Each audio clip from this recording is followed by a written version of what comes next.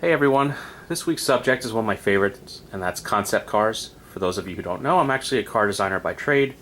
This one is the 1972 BMW E25 Turbo concept. A lot of the design cues from this car wound up actually going into the production BMW M1, which I think was like the late 70s, maybe 1978. This is by Schuco, which is a German company that mainly does diecast, yet this is resin, and Schuco has been around for literally probably the better part of a century.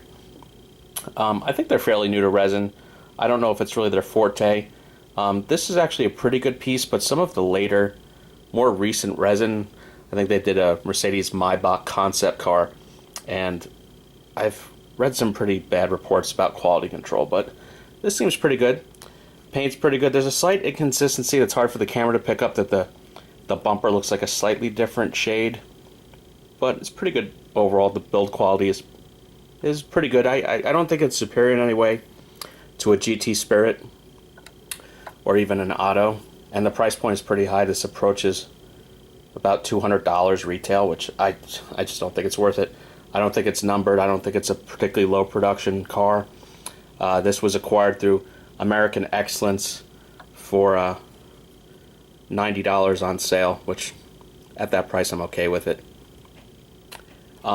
I think the concept, as you can see by these impromptu hinges, would have actually been a gull wing.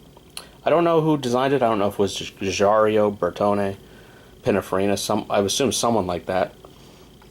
It's a pretty neat car, and you can definitely see a lot of what became of the M1 out of it. So yeah, pretty neat subject. I only have 2 or 3 Schucos. The retails approaching $200 often kind of turn me off, but when I can get one for a good price, they're definitely good cars. So that's it for this week. See you guys next week.